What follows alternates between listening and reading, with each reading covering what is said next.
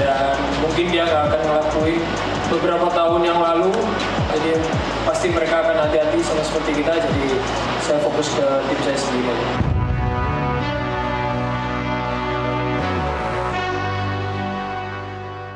Oke, Kang Abo sebagai striker ya, bagaimana nih Kang Abo melihat lini serangnya ada Michelle Baker ya, sepertinya bakal jadi kembali ujung tombak melawan Vietnam malam nanti. Ya, Michelle Baker juga sangat produktif, posturnya ideal. Dia juga punya akurasi tendangan yang cukup baik, sundulannya juga cukup tepat juga, tepat sasaran. Bahkan dengan postur seperti itu, dia tidak terlalu sulit ya untuk menaklukkan back-back lawan. Tetapi kali ini dia juga saya pikir akan mendapatkan pengawalan khusus nih dari para pemain timnas Vietnam. Karena dia pinter sekali mencari ruang, pinter sekali memanfaatkan peluang, dan harapan sih sang striker bisa menambah pundi golnya. Satu posisi lagi mungkin bisa menjadi milik Ragnar ya. Kemungkinan seperti apa yang kembali ditunjukkan jika keduanya dipasangkan kembali? Iya, siapapun yang mendapatkan kesempatan, kalaupun memang Ragnar sekarang ya, Ragnar sudah pasti mendapatkan kesempatan itu. Iya, dia sesekali juga bisa menarik atau memberikan ruang ketika deadlock di depan. Dia bisa juga mencoba melakukan penetrasi, inverted melakukan ke dalam, dan itu sebetulnya mereka sudah dicoba dan mereka sudah melakukan itu semuanya. Jadi ketika nomor 9-nya mendapatkan pengawalan ketat, ini second line-nya saya pikir juga akan muncul dengan sendirinya, dan John Herman juga sudah bisa mengantisipasi itu. Oke, Mas Firzi, ditambahkan kembali ada Michelle Baker yang sepertinya akan kembali jadi ujung tombak di lini serang, seperti apa? Iya, kita juga harus lihat seperti apa kebugaran Mitch Baker sebelumnya, karena dia menjadi salah satu pemain yang mendapatkan special treatment sebelum open training kemarin. Kondisi tidak mudah memang bagi dia, tapi kita lihat bagaimana dia bisa mencari positioning yang bagus di dalam area penalti ya. Penyelesaiannya juga bagus. Tembakan pertamanya ke gawang bagi timnas Indonesia itu berbuah gol ya, yang sundulan backward header itu melawan Kamboja, itu gol yang sangat-sangat fantastis, walaupun mungkin belum sekeren gol-gol buntingnya Kang Abo waktu pas main. Keren, dan gol dari luar kotak penaltinya saya ingat banget dulu Kang Abo, keren banget itu gol. Itu gol-gol legendaris itu ya, tapi dia dalam trayek benar nih menuju kebintangan ya, terutama ya bagi skuad kita, karena memang benar kita merindukan sosok striker ini yang mungkin kita udah lama nggak miliki ya, balik ke era Mas Bambang, Ilham Jaya Kusuma, dan lain-lain, penyerang-penyerang yang layak, sangat layak, bukan berarti yang semua tidak layak, tapi yang mempunyai karakter seperti yang dimiliki oleh striker nomor 9.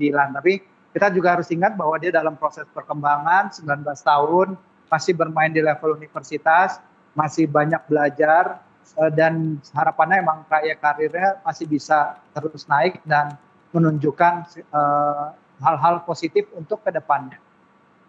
Oke, nah menurut Kang Abo dan juga Mas Firzi, siapa nanti malam yang akan menjadi pemain kunci yang bisa menciptakan, kalau kata Kang Abo nih, magicalnya tersendiri pada malam hari nanti? Kang Abo deh, silakan. Iya, saya berharap semua pemain yang mendapatkan kehormatan menjadi pemain kunci ya, karena sepak bola itu kok olahraga kolektif, olahraga yang selalu dari sistemnya juga dari lini belakang, tengah sampai ke depan itu memang harus sama-sama ya, satu tujuan.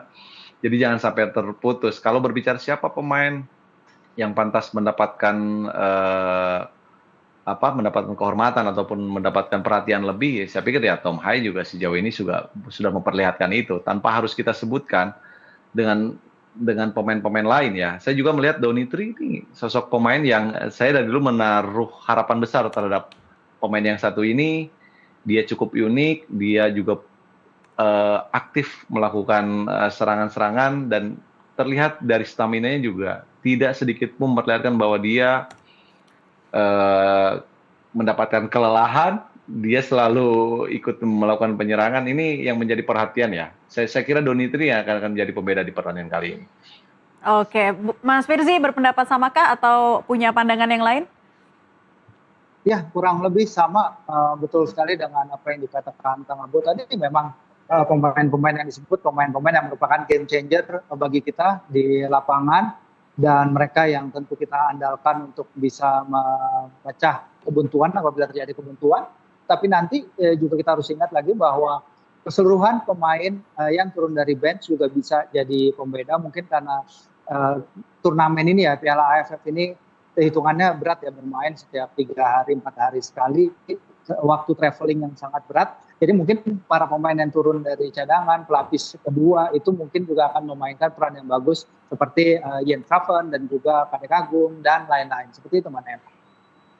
Oke, untuk penjaga gawang terakhir ini ya, dari susunan formasi, Kang Abo kalau melihat Nadeo seperti apa nantinya, bisa nggak menyelamatkan kebobolan dari timnas kita?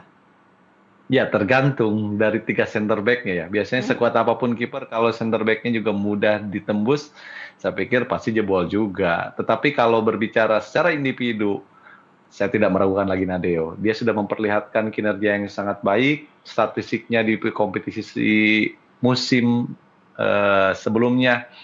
Dia membantu Borneo berada di papan atas, dan ini adalah top performnya Nadeo. Saya kira hari ini Nadeo juga akan melakukan penyelamatan yang sangat krusial untuk membawa timnas kita meraih 3 poin penuh. Oke, Mas Firzi, ditambahkan. Iya, Nadeo bermain sebagai kiper utama yang waktu kita mencapai final turnamen 2020. Ketika itu penampilan terhebatnya datang juga ketika dia menahan penalti Singapura ya di injury time pertandingan yang menyelamatkan laga menuju extra time, dan kita bisa menang akhirnya di laga itu. Ya harapannya Nadeo tadi benar kata Kang Abo, dia salah satu kiper terbaik di Liga 1 musim kemarin, save percentage-nya juga tinggi banget.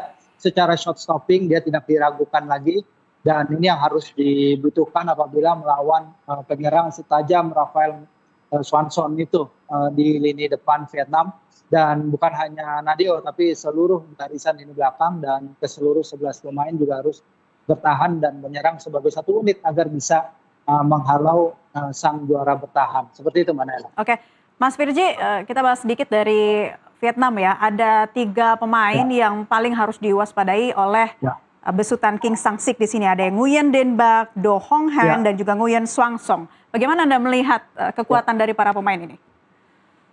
Ya betul, ini beberapa pemain naturalisasi mereka ya juga memberikan warna baru kepada timnas Vietnam, seperti halnya dengan kita, dengan para pemain kita yang berada di diaspora terus kemudian bermain di liga lokal kita.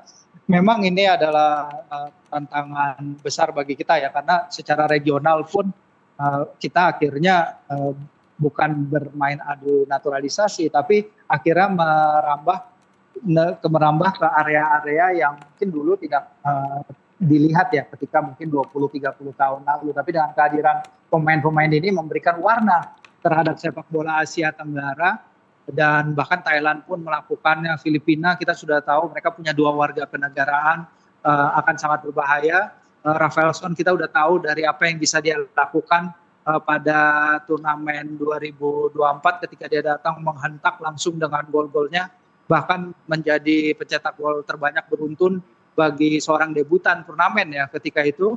Dan dia tampak sudah kembali full force ini setelah sempat absen sekian lama akibat patah tulang yang dia derita, dan ini tentu saja ancaman bagi skuad Garuda yang harus dan tim pelatih sudah pasti tahu dan sudah pasti mempersiapkan alat untuk menangkalnya, mempersiapkan strategi untuk menangkalnya. Seperti itu Mbak Naya. Oke.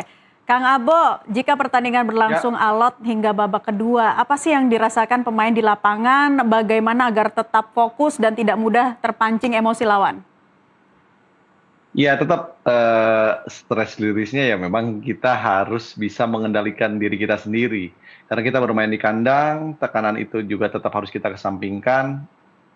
Mau bagaimanapun, kalau kita sudah melakukan yang terbaik, kita tetap bekerja keras, tetap kita berkomitmen, satu sama lain saling dukung, hasilnya biar Tuhan yang menentukan.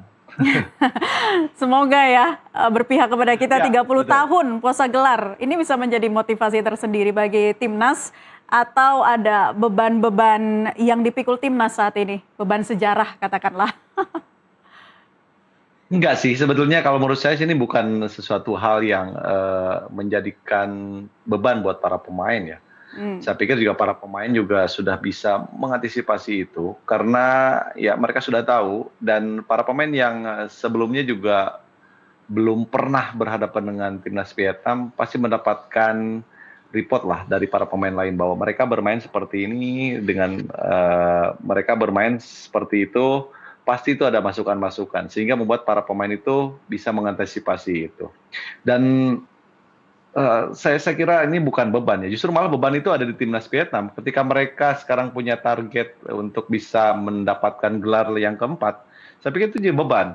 Kalau kita secara psikologis, saya pikir para pemain kita tidak akan terbebani ya. Pasti justru malah termotivasi dengan hadirnya para penonton. Jadi kita tunggu aja pertandingan kali ini. Ya. Mas Firzi, ditambahkan Indonesia udah 6 kali nih ada di final Piala AFF. Ya. Belum juga pecah telur, 30 tahun puasa gelar. Jangan-jangan bebannya justru sekarang ada di supporternya nih. Ya, kita mah mau bagaimanapun ya timnas pasti akan selalu kita ikuti, selalu kita dukung siapapun pemainnya, siapapun pelatihnya, supporter pasti akan memberikan yang terbaik. Seperti juga di sini full house, ini kembali menunjukkan bahwa kita walaupun memang belum berhasil kemarin lolos ke Piala Dunia, mungkin waktunya kita belum kemarin, tapi menunjukkan bahwa dukungan terhadap timnas tetap ada, tetap senantiasa terbukti ya dengan para penonton yang siap hadir. Dan ya 6 kali final dari 2000 sampai terakhir 2020 kita semua merasakan pasti kepedihan dan semuanya, tapi kita harap untuk kedepannya dan di turnamen ini terutama kita mendapatkan hasil yang terbaik seperti itu. Oke, terakhir deh untuk masing-masing narasumber. Kang Abo dulu nih, prediksi skornya berapa untuk timnas Indonesia melawan Vietnam? 2-0. Langsung ya, lantang 2-0, mantap Kang Abo. Mas Firzi? Ya dong.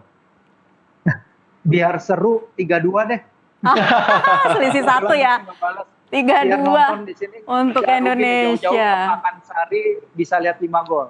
Oke, baik. Terima kasih untuk perspektifnya dan prediksinya sudah bergabung di kesempatan NTV Prime. Kali ini Firzi Idris, analis sepak bola. Jangan lupa abis ini cari jas hujan ya Mas Firzi, takut hujan. Udah mendung di sana ya. Dan juga Zainal Arif. Tadi kata Kang Abo. Siap, Laila. Kang Abo, terima kasih sudah bergabung di NTV Prime kali ini. Selamat beraktivitas kembali. Sama-sama. Ya, terima kasih. Iya, dan pemirsa, misi Garuda ke semifinal Bungkam Vietnam sudah kita bahas hari ini. Kami masih akan kembali untuk Anda dengan sejumlah informasi lainnya usai jeda berikut ini. Tapi sambil menunggu laga yang dimulai pukul 20:30 nanti, saya punya pantun untuk timnas Garuda nih. Pergi berlayar naik kapal ombak menerjang di laut lepas. Ayo Garuda melaju ke semifinal, Vietnam tumbang, kita libas. NTV Prime akan kembali sesaat lagi.